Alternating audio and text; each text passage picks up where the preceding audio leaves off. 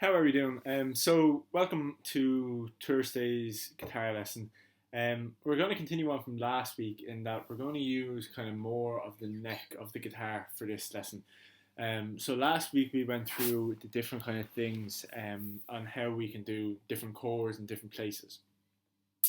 So the first one that we were looking at was the C that we used in Hurt. You move that up to the third fret. Now you have a similar kind of D.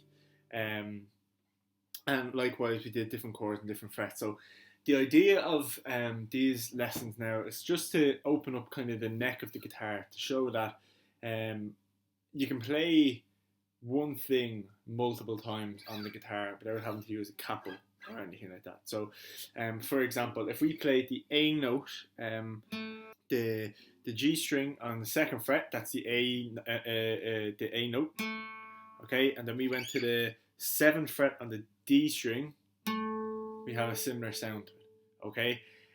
So there's many different notes up the neck of the guitar. You can play many different chords in many different ways. So that's what we're going to look at today. We're going to look at the G scale, okay. So we're probably going to do two different patterns. So the way the scales work is it's all about patterns and how you play them.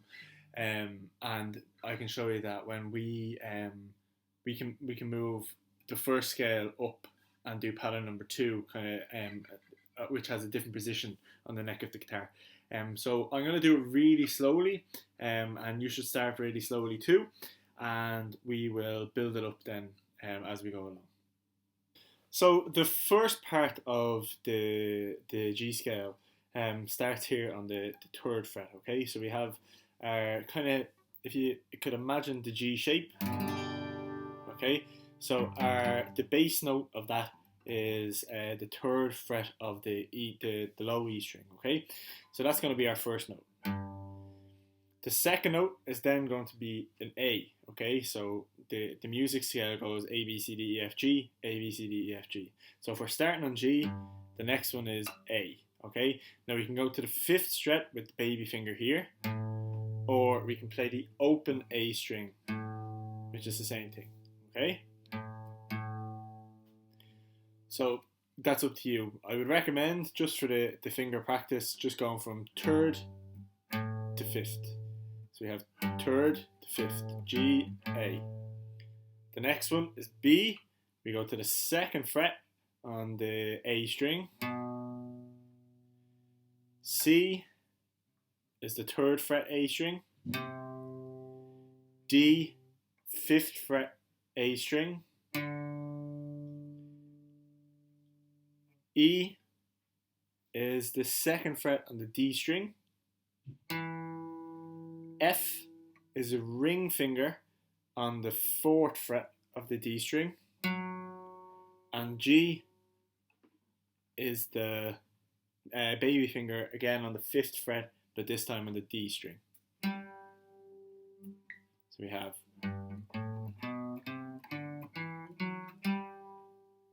and we can do it backwards. Okay, so the further on, we'll go back to this G. Okay, so the next one is going to go back to A, and it's going to be a little bit higher. So this is the A that I was telling you about, and we can get that in the seventh fret of the D string. Okay, so we have A, ring finger again on the fourth fret of this G string, fifth fret of the G string with the baby finger. Then we're going to go back to A, which is going to be our middle finger on the third fret of the B string and the fifth fret of the B string, and then we're going to go second fret of the E string, third fret of the E string, and then to finish it off we can just go to the fifth fret of the E string. We don't have to do that one. Okay, so overall we have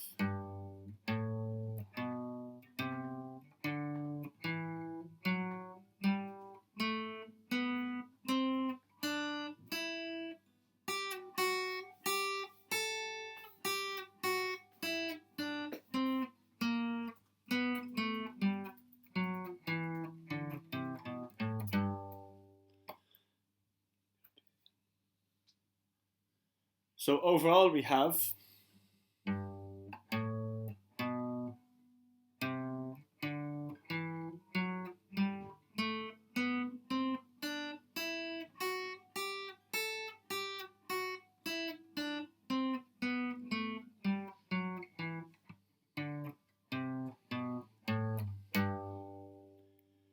okay, so rewind the video, pause it now and rewind it and just go back over that and just make sure we're getting the finger kind of the pattern in, okay?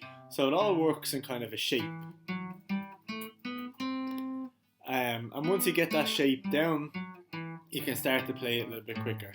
So if you've ever done a guitar class in Citywise, you know that I ask people to warm up by just playing on this string here, okay? So we have the first fret, second fret, third fret, fourth fret, and using the pinky. So it's important that we're trying to use all the fingers for this as well, okay?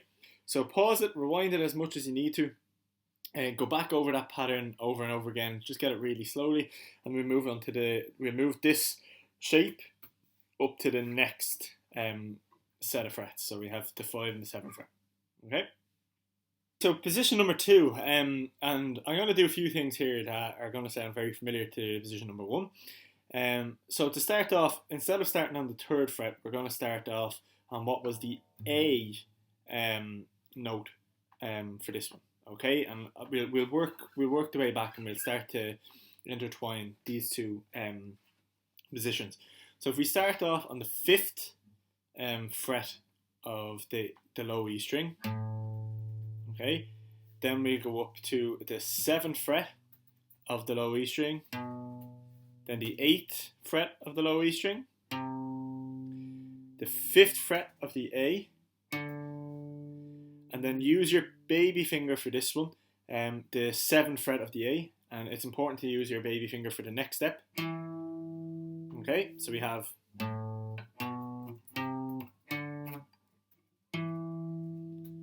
okay. Then we're going to come down to the D string onto the 4th fret. So that's why it's important. So we can get this extra bit of stretch all the way across here. So we have the 7th fret of the A string to the 4th fret of the D string. Then we have the 5th fret, the 5th fret of the D string, 7th fret of the D string, 4th fret of the G string, 5th fret of the G string, 7th fret of the G string. Then for the B, we have 5th fret, 7th, 8th, E string, 5th, 7th, 8. Okay, so usually in these patterns, what happens on the top string, so 5, 7, 8, happens on the low E string, the high E string as well. 5, 7, 8. Okay. So we have that pattern overall is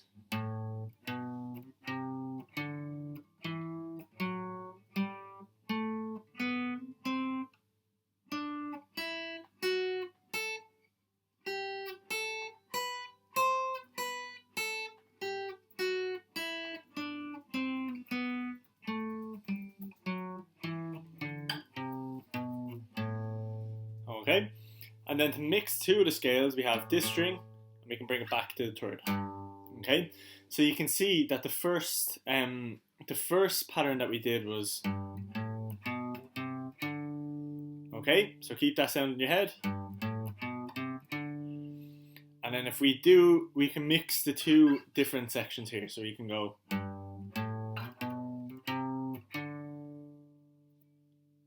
okay, and you can see that we're only on of that one. And then we can go backwards. So you can start to intertwine, and you can see that even though we're on the 3rd fret, so we're going from the 3rd fret here. If you go from the 3rd and move it up, we have the same sound. Okay, so have a play around with that and try mixing the first bit around. Okay, we have, and you can notice that it's the same note that sounds the same. Okay, but you're still getting the exact same. So, for example, the A string on the second fret sounds very similar to the 7th fret on the E string. Okay, so that's how, for example, if somebody's playing a G major song, so you would have the G, C, and D chord. You would often see people playing the G major scale further up the neck of the guitar for the likes of a solo, or for the likes of the kind of the solo guitar pieces that add that little bit of flair to songs. And that's what we're kind of looking into, and we're going to start to manipulate the neck of the guitar a little bit more. So again, pause the video, go back over it, go from the 5th fret and go down that scale, and then if you can, try to mix between the 3rd and the 5th position. Okay, all it takes is practice, and once you do it loads of times, you'll start to pick up the sounds of each note, and you'll realize that sounds here are very similar to sounds that are here too. Okay, and then it'll open up kind of the range that you can play then on the guitar. Okay, it's also very good for warming up your hands. So before you play, you just okay, and you're gonna make mistakes just like I did there, but that's fine. So go really slowly at this. Make sure that we're getting a nice ring from the note. You don't have to squeeze the guitar. Okay, if you just get the placement right, you'll get the note. Okay, so that's the G major scale. So between last week and this week, we've seen that you have a lot of sounds that sound the same here as they do kind of further up the fret, and you also have kind of different. So you have the D, and then this. Okay, it's been very kind of theoretical around the neck of the guitar, and I understand that some of it get a bit monotonous. So maybe next week we'll do a song to break it up, and then the week after we'll come back to this kind of stuff, and then further kind of our knowledge and how to play different scales and how to play different chords elsewhere in the guitar. The idea of this then is to stop us relying on the likes of a capo. So instead of only being able to play High Hopes by Kodaline with the capo on the 4th fret, we can then play it without the capo. So we're looking to build up to that. It's going to be slow steps. So we'll probably do maybe a video of this, a video of a song, a video of this, a video of a song, and work it like that to make it a little bit more interesting for everybody involved, including myself. It's probably easier to play a song than it is to learn these scales. So, but I would advise to use this as a warm-up. So just go through the scales really quickly as a warm-up, just to get your fingers going, get all the muscle groups in your hand all warmed up, and then we can get into the songs. So don't forget that don't forget about anything that we've learned in this class. Bring it into your next session. If you're going to learn a song, bring it into your next bit of practice, and just keep at it, and it'll all come natural eventually. So I will see you next week. We'll do a song to break up the theory part of the guitar, and we will work on this stuff again from the week after.